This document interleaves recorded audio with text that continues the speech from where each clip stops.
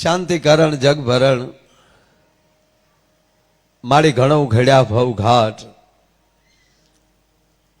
એથી રમીએ તને નારાયણી મારી વિશ્વરૂપ વૈરાટ. ઇટાલી ગામને આંગણે રંગાણી પરિવારના રંગમાં જ્યારે આખો વિસ્તાર રંગાણો છે.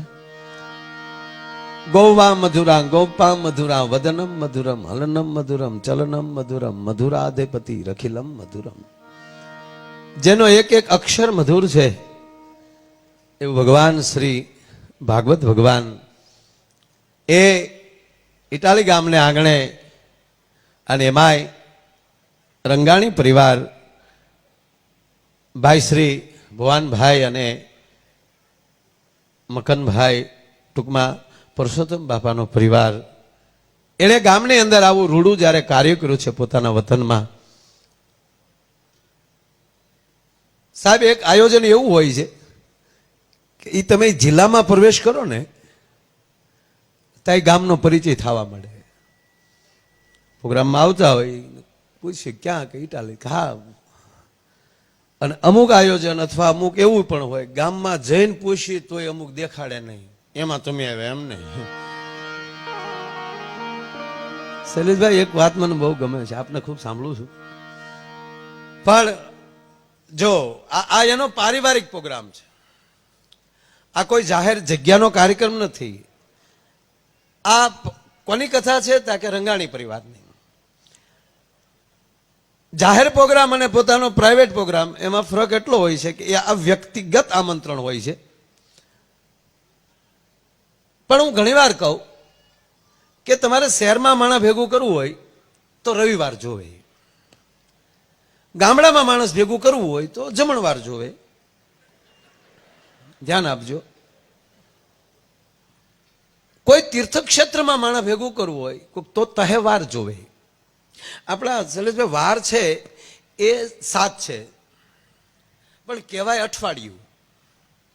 અથવા તો કોઈને પૂછે કે તમે એકાદશી રહ્યા અથવા તો સોમવાર રહ્યા, તો જેને ન રહેવું શું કે ભાઈ અમારે 8 વાર અલ્લાહના. વાર 8 ગણાય છે, અઠવાડિયું. તો મારો 8મો વાર કેવો ગોતતો થવું, કારણ કે વાર તો 8 હશે જ, તે તો જ આ થયું હોય ને. એટલે એની ઉપરની મેં આમ તારણ કર્યું કે ભાઈ એક તો રવિવાર એ માણસ ભેગું થઈ શકે કારણ કે હોલિડે હોય. જમણવાર પ્રસાદ માટે માણસ કોઈ પણ આવી શકતા હોય, પ્રસાદની પણ એક મહત્વતા છે, સાથે અન્ન એનું ભેગું મન એ જરૂરી છે. તો એ રીતે ગામડામાં ભેગું આપણે કરી શકીએ. માણસ ભલે પહોંચી ન શકતો હોય પણ આવું કંઈક તમે રાખો તો એને એક ફરજ બની જાય કે મારે જવું પડશે. ત્રીજી વાત, તીર્થક્ષેત્રમાં કંઈક તહેવાર હોય એટલે માણસ આવતા હોય. પણ જે મારા 8મો વાર કેવો છે, એ વાર કેવો છે કે તમારા ઘરના આંગણે એટલું માણસ ભેગું કરવું હોય ને તો ભગવાનભાઈ એ માણસનો વ્યવહાર જોવે. વ્યવહાર છે ને એ 8મો વાર છે. અને આ માણસોની મેદની એટલા મહેમાનને જોઉં છું, તમારા વ્યવહારની અહીં ખબર પડે છે સાહેબ. એ વ્યવહાર ન હોય અને વ્યવહારિક માણસ ન હોય તો 7 વાર હશે તો એમાં એના માટે 1 વાર બરાબર નથી. પણ જ્યારે વ્યવહારિક માણસ બની જાય છે, વ્યવહાર છે, પતંગ દોર વગરની ખોટી છે ને એમાંય વ્યવહાર રૂપી કાચ પવાઈ ગયો હોય ને એની પતંગ કોઈ ન તોડી શકે. ગ્રેગભાઈ મને પૂછ્યું હતું, મને કે માયાભાઈ લગ્ન એટલે હું? પતંગ. અમુક પતંગને તમારે ચગાવી હોય ને, આપણે તો ખૂબ ગામડામાં એ રીતે થયા છે, પછી પતંગ ન ચગે ને એને વાંહે પૂંછડું બાંધવું પડે. પૂંછ બાંધો પછી એવી ઉપડે, એ લગ્ન. ચોખવટું કઈ કરવાનો નથી, વાજબી લાગે અહીંયા શબ્દો લઈ લેશો. ત્રીજી વાત, હવે આમ ક્યારે પૂરું થાય નક્કી નહીં. એક કલાકાર હતા અમારી સાથે, પણ એને પારિવારિક કોઈ તકલીફ પડી એટલે એ નથી આવી શક્યા. એટલે હું આમાં બ્રેક મારવાનો નથી અને બધાને વિનંતી કરું કે બને ત્યાં સુધી હું 1 વાગ્યાની આજુબાજુ પૂરું કરી દઈ. પછી મારો મૂડ એ તો પછી 3 વાગે એવું કાંઈ લખી ન દીધું કાંઈ. એ તો આયોજકો કે અમારે સવારે કામ છે નામ છે, પણ એ પછી અમારે તો પછી ઉપડે પછી ક્યાં જવું. પણ નહીં, હું કંટ્રોલ રાખી મારા મનને. એટલે હળંગ આમાં કોઈ બ્રેક નહીં, કાંઈ વસ્તુ નહીં. ત્રીજી વાત, શૈલેષભાઈએ ભાગવતનો આખો સાર કહી દીધો છે. એને તાળીઓથી વધાવો આવે, વક્તા મળે એ પણ એક મોટી વાત છે.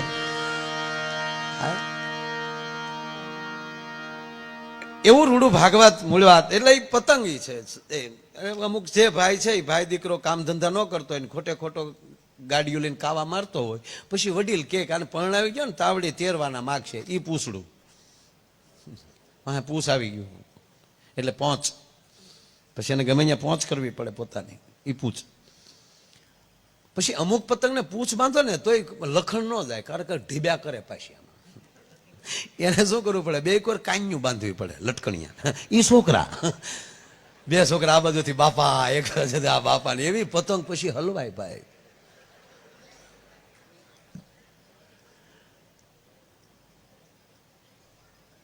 દોર શું છે? એ 8મો વાર છે, વ્યવહાર.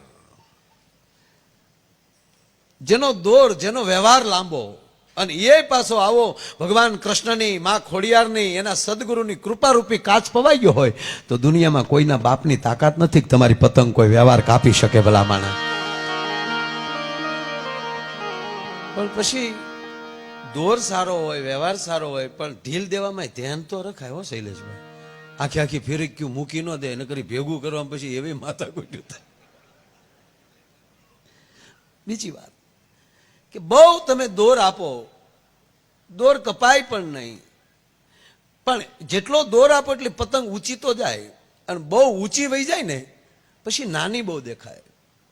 એટલું બધું ઊંચું પણ ન વયું જવું કે સમાજ આપણને નાના જ ગણવા મળે. ભવાનભાઈનો મને આનંદ એ થાય સાહેબ કે આ માણસ એટલી ઊંચાઈએ પહોંચ્યા પછી પોતાના વતનમાં પરસોત્તમ બાપાનું જ્યાં મૂળિયું હતું, આ પરિવારનું જ્યાં મૂળિયું હતું, એ મૂળિયું એ ભૂલ્યા નથી. અને 3 સમાજનો અહીંયા સમાજ બનાવવો, દલિત સમાજનો માટે, ખાટ દરબારો માટે, મારા ગામની અંદર રહેનારો નાનામાં નાના માણસ સુધી એ માણસને પહોંચવું છે સાહેબ. આ એનો પાકો દોર છે ને આ કૃપાનો કાચ છે. એટલે તમને ખૂબ ખૂબ પહેલા તો ધન્યવાદ આપું છું, અભિનંદન આપું છું. આવું રૂડું કાર્ય કર્યું છે. હજારો માણસ આ એક કથામાં લઈ કાંઈક એવી પ્રેરણા લઈને જશે, અને એનું જીવનરૂપી એની અંદર સૂર્યનો પ્રકાશ આવશે, અને એનું જે કમળ, એની વિકાસરૂપી કમળ જે ભીડાણેલું હતું, એને તમે પ્રકાશરૂપી કિરણ આપીને એનું પણ કમળ ખીલશે. આ આશીર્વાદ કોના? તમારા ખાતે જશે સાહેબ. આવું રૂડું જે આપ કાર્ય કર્યું, અને એમાંય ભાગવત છે શૈલેષભાઈ, પણ કોના મુખમાંથી સાંભળવું એ પણ મોટી વાત છે. આપનું વક્તવ્ય હોય તો માણસો કેટલા સાંભળતા હોય. શું કામ? કોના મોઢામાંથી શબ્દ નીકળે છે. જો આ રિવોલ્વર હોય, એનો કાર્ટિસ અથવા બંદૂકનો કાર્ટિસ હોય, એ કાર્ટિસ છે, બુલેટ છે, ગોળી છે. એ તમને હાથમાં લઈને કોકને મારો તો બ્લડ ન નીકળે. એ કેવા ગનમાંથી પાસ થાય, કેવા વેપનમાંથી પાસ થાય છે તો માણસના હૃદય સુધી પહોંચી શકે છે. એમ કોના મુખમાંથી શબ્દ પસાર થાય છે તો માણસના હૃદય સુધી પહોંચે છે. એવા વ્યાસપીઠ ઉપર જિજ્ઞેશ દાદાના મુખેથી આપ ભાગવત સાંભળી રહ્યા છો. મારા શબ્દોની શરૂઆત કરતા પહેલા ભગવાન ભાગવતને વંદન કરી, જિજ્ઞેશ દાદાને વંદન કરી, અહીંયા પાઠમાં જે ભૂદેવો ભગવાન ભાગવતનો પાઠ કરી રહ્યા છે એ તમામ ભૂદેવોના ચરણોમાં વંદન કરે. દાદા સાથે સંગીતમાં જે સાથ આપી રહ્યા છે તમામ સંગીતકારો, તેમજ ભવાનભાઈના આમંત્રણને માન આપ્યા પધારેલા શૈલેષભાઈથી લઈ અમારા મહેન્દ્રભાઈ, આમાં કેટલાના નામ લઉં સાહેબ, ઘણાને નામ જો ઓળખું છું, પણ તમામ મારા વડીલો, યુવાન દોસ્તો, આ બાજુ બેઠેલી મારી માતાઓ, બહેનો ને બાળકો, કારતક મહિનો છે, વર્ષની શરૂઆત છે, નવા વર્ષના આ બધાયના ચરણોમાં મારા પ્રણામ, બધાયના જય શ્રીરામ. અને સરસ મજાનું કથાની અંદર બોલી રહ્યા, સંચાલન કરી રહ્યા છે એ વડીલને તાળીઓના ગગડાટથી વધાવો. ખૂબ સરસ આયોજન સાહેબ. મંડપમાં નહીં, ગામમાં દાખલ થાય ને ત્યાં તોરા મળે છૂટવા. આનંદ છે ને એ ભગવાનની ઘેરેથી આવે છે. એક ભાઈ મને કે આ બધું વિધાતા છઠ્ઠીને દિવસે બધો લેખ લખી નાખે, અને આપણે વર્ષોથી કહેવાય છે કે આ જીવન છે પીપળાના પાને શરૂ થાય અને તુલસીના પાને પૂરું થાય. આ જીવન ગળથુથીથી શરૂ થાય, ગંગા જળે પૂરું થાય. હમણાં શૈલેષભાઈ મને નવું હુજ્યું. આપણી માવું હાલડા ગાય ને, બાળક હોઈ જાય એટલે અમે વર્ષોથી બધા કલાકારો એમ કહે કે માં કાંઈ ના આવડતું હોય તો એમ કહેતે હા હા હા, તો ઓલું અંદર ઘૂઘું પીડ્યું હા હા હા. તો એક ભાઈ પૂછ્યું કે આ બાળક સુઈ શું કામ જાય? નકર માં હા હા જ કરતી હોય. તો કે આજનું 21મી સદીનું બાળક એમ કે હરીફાઈમાં પડવું એની કરતાં હોઈ જવું સારું. સાહેબ એવું નથી હો. પેલો શબ્દ કોઈ માં આપણે, પેલી ગુરુ છે આપણી માં. પ્રથમ કોઈ ગુરુ હોય તો આપણી માં છે, આપણી જનેતા છે. તો એ પેલો શબ્દ શું આપે છે આપણને? કોઈ પણ નામ પહેલા, કોઈ પણ શબ્દ બોલાવતા પહેલા પેલો શબ્દ માં બોલતા શીખવાડે છે, હા હા હા. દીકરા, હકારાત્મક રહેજે, દુનિયામાં જઈ રહ્યો છો તું પોઝિટિવ રહેજે, નેગેટિવ નહીં, કોઈનો વિરોધી ન બનતો. પેલો શબ્દ માં હા હા આપે ને ઈ જ માં પાછી સદગુરુના ચરણમાં પહોંચાડી દે. તો અહીંયા ભજનમાં જીરે લાખા હતા કે હા હા હા. ઈ હા હાથી જીવન શરૂ થાય છે ભવનભાઈ, અને હાય હાય પૂરું થાય છે. આ બેયની વચ્ચે આપણે શું મેદાન મારી લેવું, એ મોટામાં મોટો દાખલો છે સાહેબ. અને ઇટાલીમાં આ દાખલો તમે બેસાડ્યો છે, આપને ખૂબ ખૂબ અભિનંદન આપું છું. અને અમારા તમામ સાજિંદા મિત્રો એનો પરિચય પછી ગમે ત્યારે આપી દે બીજા પ્રોગ્રામમાં. સમય ને લક્ષમાં લઈને મેં કીધું એમ જેટલો આ પણ માઇક બહુ સારા છે, ભટ્ટ સાઉન્ડ, એને તાળીના ગગડાટથી વધાવો સાહેબ. પૂજ્ય ભાઈશ્રીની કથા હોય કે જિગ્નેશ દાદાની જ્યાં જ્યાં કથા હોય ત્યાં અમારા દાદાનું, ભટ્ટ દાદાનું સાઉન્ડ બધે હોય છે. બહુ સારા માઇક છે, સારું હોય ત્યાં બધું સારું હોય. બોલો, તમે એમ ન માનતા કે અમારે રોજ આવા ટેજ હોય. ટ્રેક્ટરની લારીઓમાં અમે બેઠા છીએ હો ભાઈ. એક જગ્યાએ ભાઈ મારો પ્રોગ્રામ, ટ્રેક્ટરની લારી મૂકેલી, અને એમાં જેની લારી લઈ આવેલા ને એ ભાઈ આગળ બેહવા આવ્યા ને આયોજકોને કોઈને ખબર કંઈક નહીં કે કોની લારી છે, એને ઊભો કર્યો કે પાછળ યોજા મહેમાન આવે. હવે આને કહેવાય લઈ આવ્યો ટ્રેક્ટર, સાલું ઓલે હુક માર્યો અને હમણાં ઉપાડ્યા. પછી આયોજકો દોડ્યા, શું છે કે મને ઊભો હું કામ કર્યો, હવે લારી ન આપું. અમે આવ્યા હતા પ્રોગ્રામ કરવા, પણ ગામને એમ છું કપા ભરવા આવ્યા લાગ્યા. જો ટ્રેક્ટર ઉબડ્યું પાછું. પણ જીવન એવું છે સાહેબ કે ગુણતા ભાગતા એ બાકી મેલતા આખો ભવ મેં તો ગાળ્યો. જો આજે રાતના વાતો આવશે, અમુક ગીત આવશે, એ બધું 20%, 80%માં એકલી મોજ. એટલે મને આમ થોડોક આમ પાછા સડી જાવ ને પછી જુઓ તમે દાંત જ કઢાવા છે. જુઓ તમે સાંભળી જાઓ, હું આજે એક પણ ગજ્ઞાનની વાતો ખોટી કરવાનું નથી. એટલે મારા મુખેથી ગજ્ઞાન છે ને, હવે મારામાં ગજ્ઞાનનો સાટો નથી, મારે તમને શું આપવું. જ્ઞાનનો અર્થ થાય જાણકારી, જાણવું, જ્ઞાન. અને આ બધા જ્ઞાની છો જ. કારણ કે આ મંડપમાં કોણ વ્યક્તિ આવે ભાઈ, અત્યારે ઘરના પેટ્રોલ બાળીને આ એટલું સાહેબ, જેટલું આ મંડપ તો આખો પેક છે એટલું બહાર ઊભું છું. અને આ શૈલેષભાઈ બીજી રીતે જો કરવું હોય તો કેટલા ભાડા ભત્તા દેવા પડે, અને ક્યારે બેનો ભાઈઓ થાય. એને બદલે સાહેબ એ તો જુઓ કે આ દેશમાં ધર્મની કેટલી લાગણી છે. પોતાના પેટ્રોલ બાળીને માણસો આવા ધર્મના કાર્યમાં આવતા હોય એટલે કહેવું પડે સારે જહાં પે અચ્છા હિન્દુસ્તા હમારા. અને ખરેખર કહું, અમુક સૂત્રો હવે ફેરવાની જરૂર છે. પહેલા આપણે કહેતા આધી રોટી ખાએંગે દેશ કો બસાએંગે, એ મૂકો હવે કાંઈ નહીં. આધી રોટીનું કાંઈ, જ્યારે હતી પરિસ્થિતિ, કોઈ ગરીબ માણસો હતા આપણે આખા માલે અડધો ખાશો અડધો એને આપો, આ પરિસ્થિતિ હતી. અત્યારે કહેવાનું આવું પાણી પૂરી ખાએંગે દેશ કો બસાએંગે, બબે રોટલા ખાએંગે દેશ કો બચાએંગે. નહીં, હવે દેશને બચાવો હોય તો મજબૂત બનવું જ પડશે. હમ હમારા વતન કે લીએ જાન દે દેંગે, એ કહેવાય ગયું. જાન દેવી નથી, હમ જાન લે લેંગે. આ તો પહેલેથી આપણા સૂત્રો હતા, હમ વતન કે લીએ જાન લે દેંગે. તો ઓલા જાનું લઈ લીધું વૈયા ગયા આપણી, અને આપણે એના ઉત્સવ કરી નાખ્યા. ફલાણા ભાઈ શહીદ, હું કામ પણ શહીદ થવા દીધો, તમારી બાજુમાં જ રહેતો હતો. ભગતસિંહને ફાંસી દેવા દીધી. કેટલાક અંગ્રેજો હતા ભારતમાં સાહેબ, કેમ તેથી હોબાળો નો છોક. તાકાત છે જો અમારા ભગતસિંહને ફાંસી દીધી તો ફરતા વીટવાઈ ગયેલા છે એ બારા નહીં નીકળવા દે. નહીં, આપણે ઉત્સવ કરી નાખીએ તરત, હે મેરે વતન. બરાબર છે, બરાબર. પણ હવે હવે હવે સૂત્રો ફેરવા, હમ હમારે વતન કે લીએ ખૂન બहा દેંગે. નહીં, કિસી કા ખૂન બहा દેંગે. મારા ભારતના એક યુવાનનું અમે રખોપું કરશો. હોવું જ જોવે આપણે. હા, એટલે પાણીપુરી બી ખાએંગે, ખાવાની વસ્તુ બધી ખાજો જ તે, પણ ટેમે. અને કોને કઈ વસ્તુ ખાવી એની ખબર હોવી જોવે. 80 વર્ષના ડોહીને મોઢામાં દાંત ન હોય તો પાણીપુરી પછી ન ખવાય. એના મોઢામાં પાણીપુરી જાય તો એ પાણીપુરીની પિસ્કારી થાય, ખવાય નહીં.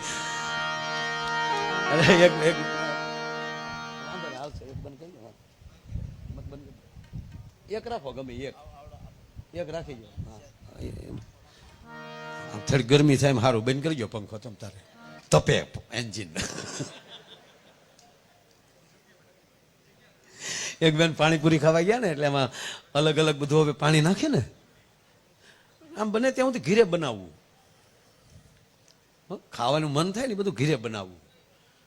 હા, અને ત્રીજી વાત કે મને તો હવે બીક લાગે શૈલેષભાઈ, કે હવે બીક એવી લાગે મહેન્દ્રભાઈ, આપ બધા બિલ્ડરો છો, આપ જાણો છો, પણ મને બીક હવે એ લાગે, પહેલા જો આપણા બેઠા રહોડા હતા, બેઠા રહોડા હતા, મોટી ઉંમરના માવડીઓ બેઠા એને ખબર હશે, એ બેઠી બેઠી માં રોટલા કરતી હોય અને સાહેબ તાવડી દાંત કાઢતી ક્યારેક ક્યારેક ક્યારેક ક્યારેક, અને તાવડી દાંત કાઢતી એટલે માં 5 રોટલા કરવાની હોય ને તો 10 રોટલા કરતી હતી. શું કામ?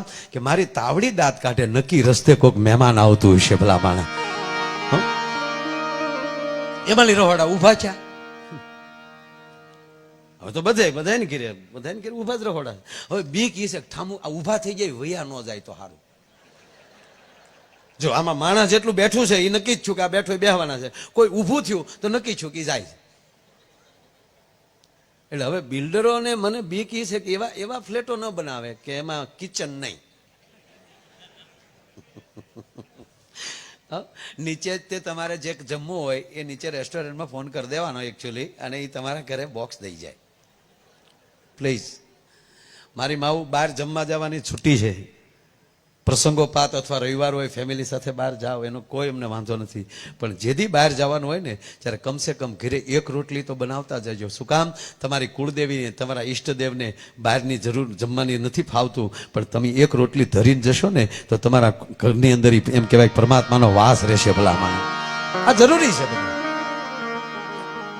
ખાવ પાણીપુરી ને બધું, આપણે કાંઈ આપણેથી કાંઈ અટકાઈ નથી ને આપણે કાંઈ નાઈએ ને, પણ ઘરે બનાવજો. અને બહાર ખાવતું આપણા બાપનું કાંઈ જાતું નથી.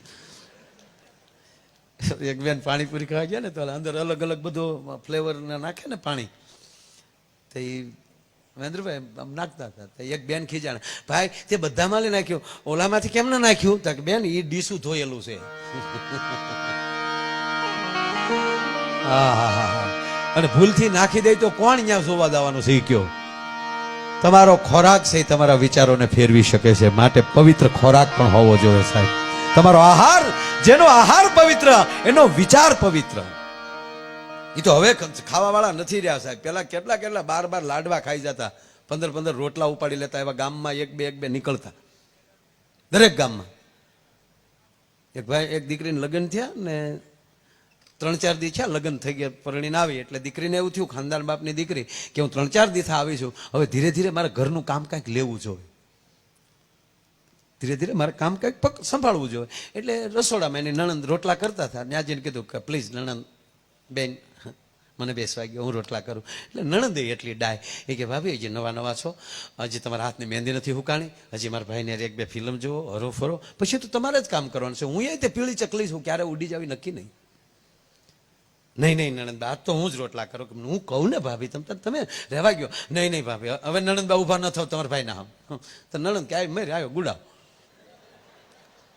એ ભાભી મીડિયા રોટલા કરવા. નણંદબા જેવો રોટલો તૈયાર થાય એટલે નણંદબા બહાર લઈ જાય. 15 રોટલા બહાર લઈ ગયા. 16મા રોટલે બેન ભાભીને પરસ્યો વળ્યો કે આ ધંધો ન કર્યો તો સારું હતું. 16મો રોટલો લેવા માટે નણંદબા રસોડામાં આવ્યા ત્યારે પૂછ્યું, નણંદબા કેટલા મહેમાન જમે? એ કે ભાભી મહેમાન કોઈ નથી, મહેમાન તો 2 દી આવી ગયા. તક તો આ કેમ આખું ઘર બેસી ગયો ક્યારે જમવા? ના આખું ઘર જ બાકી. તક તો જમે કેટલા? તક કે એકલો ખાય. આ 16 ગયા, તક 18 તો આડો પડે. આ એકલો ખાય છે કે આ એકલો જ ખાય? તાકે તો એકલો ખાનારો છે કોણ? તાકે બીજો કોઈ નહીં. તને પરણીને લાવ્યો મારો ભાઈ લાધો. ઓલી 16મા લોટનો પીંડિયો કાથરટમાં નાખીને કે તારો ભાઈ લાધો, આજથી મારો ભાઈ લાધો. ડેલીએથી આવીને દિવાલ કૂદીને ગઈ અને પાછી કહેતી ગઈ નણંદબાને, નણંદબા તારા ભાઈને કહેજે ખોરાક ઘટાડે નકર તારીમાં બીજી આવી આમ જ જાહે.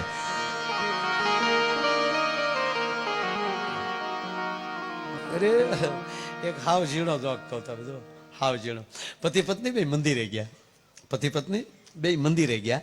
મંદિરે ગયા એટલે પૂંજારીએ એક રક્ષા પોટલી આપી કે લ્યો બેન તમે મારા ભાઈને કાંડે બાંધી ગયો, અને જે તમે બાંધશો ને બોલશો ને એ બધી મનોકામના ભગવાન પૂરી કરશે, માતાજી ખોડલ પૂરી કરશે. એટલે બાંધ ગયો. તો એ બેન આમ દોરો બાંધતા હતા. દોરો હતો, રાખડી નહોતી, પછી તમે ઊંધું ન લેતા. વચ્ચે કહું, એક ડોક્ટરે નર્સબેન સાથે લગ્ન કર્યા. ડોક્ટરે, કારણ કે આ ડોક્ટર અને સામેનું પાત્ર નર્સ એટલે હોસ્પિટલમાં કાંઈ તકલીફ નહીં. એવું સમજીને બે લગ્ન કરેલા, પણ 2 મહિનામાં છૂટાછેડા થઈ ગયા. એટલે ડૉક્ટરને કોકે પૂછ્યું કે ડૉક્ટર સાહેબ કેમ તમે આ છૂટાછેડા, બહુ સરસ તમે બે ભણેલ ગણેલ, આવું કેમ થયું? એ કે બીજું કાંઈ નહીં, અમને કોઈ પ્રોબ્લેમ નથી. તો એ કે હું જ્યાં સુધી સિસ્ટર ન કહું ત્યાં સુધી હામું નહોતા જોતા. સિસ્ટર કમ યાર એમ કહું તે જ આવે. એટલે પછી એમ થયું કે તો હવે મારે બનેવી ગોત દેવા પડે, મારે કેટલી વાર સિસ્ટર કહેવું એમ. એટલે ઓલાને દોરો બેન બાંધતા હતા, દોરો બાંધતા બાંધતા જ્યાં દોરાની ગાંઠ વાળવા ગયા અને બેને ફટ દઈને દોરો ખેંચી લીધો. એટલે પૂજારી કીધું કેમ બેન? એ કે મારે પૂજારી બાપા દોરો બાંધતા બાંધતા એટલું જ કહેવાય ગયું કે મારા પતિની તમામ મુશ્કેલીઓ દૂર કરજો.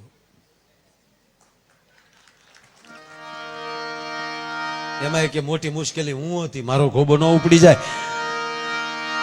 આવી જીવન નથી સાહેબ. વિશ્વાસ અને ભરોસાના પાત્રની તોહરી ઉપર જે દાંપત્ય જીવન હાલ્યું જતું હોય એ દાંપત્ય જીવનનો એ જ પરિવાર આવા રૂડા કામ કરતો.